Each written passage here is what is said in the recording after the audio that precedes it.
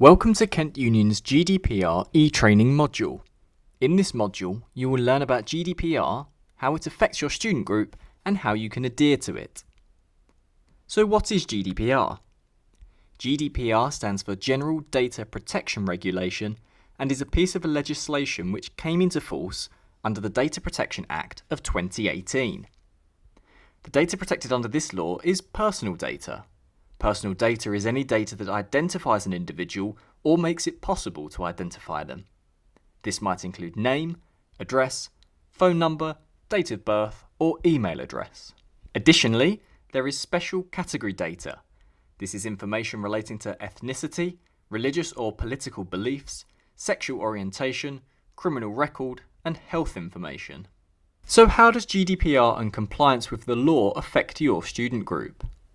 You must adhere to GDPR when handling your members' data. If you are collecting people's data, you must remember to tell them the name of your group or activity, why you want the data, what it is going to be used for, and for how long it will be kept, along with storing it securely. You must ensure that you don't share the data to anyone without the person's consent. This includes third parties, such as sponsors. You cannot use the information for reasons other than agreed to by the person. Consent must be freely given, and records of consent must be kept securely. A privacy notice should be used every time you collect data. This can be as simple as stating who is collecting the data, which is your group, what data is being collected and the purpose it's being collected for. You are collecting an email address in order to relay information to society members, and that the data will be stored securely and deleted after a certain amount of time. Often this will be done digitally by agreeing through a tick box. You should also password protect documents which contain personal data, or use a secure Google Drive with access limited to authorized members. If you are sending this document via email, then make sure the password is sent in a separate email. Data breaches cost companies a lot of money. British Airways had to pay out £100 million for a data breach in 2018. Your group may not be charged hundreds of millions, but we still need to be vigilant about how we handle people's data. So let's have a look at some examples where your group will need to consider GDPR. Welcome Fair.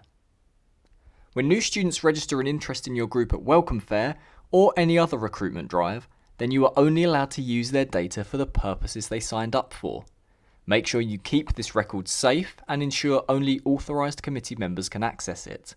You must only contact them about opportunities to get involved or general information about the group that they've registered an interest with. If they ask you to remove their address from your list, or it reaches 30 days and they haven't joined your group permanently, then you must delete their record. In the case of virtual fairs, those who register an interest will automatically be placed in a GDPR secure mailing list for you to access. Mailing lists. If you are using mailing lists to contact your members, then you must tell them what they are signing up for before you add them to the list. You should only email them with information pertinent to your group's activity. Once the academic year has ended, or if the individual opts to leave your group before then the data must be deleted. You must also make sure the email list is secure and that nobody outside of your committee can access it. We recommend you use your society's Gmail account, as this is linked to your SUMS dashboard and allows you to email mailing lists in a GDPR compliant way via the Communications tab. If you are using an alternative email address, however, you must remember to BCC all recipients. If you need any help with your email account, please email us on unionhelpdesk@kent.ac.uk. Trip lists. When completing a trip list or collecting personal details for the reasons of going on a trip, you must ensure that all details are stored securely and then destroyed once the trip is complete. Team sheets. When completing team sheets, ensure a copy is handed into Kent Union and that all other copies are kept securely and destroyed annually. You should also take the time to consider social media and GDPR. If you intend to use Facebook Messenger chats, Facebook groups, or WhatsApp groups, then you must notify members who join that they are consenting to their data being shared with the other members of that chat or group. Make it clear whether the group is private or public when you advertise it to prospective members. If it is a public group, then your members can reasonably expect to have their information shared with anybody who joins that group. If it is a private group, then you should do the best you can to vet any requests to join to ensure that non-members do not gain access to individuals' data or any other data being shared within the group. You should also consider whether the nature of your group or the type of discussion taking place within these groups or chats should be kept between members or opened up to wider public attendance. That's it for the GDPR training module. You are now equipped to manage your group and its members' data.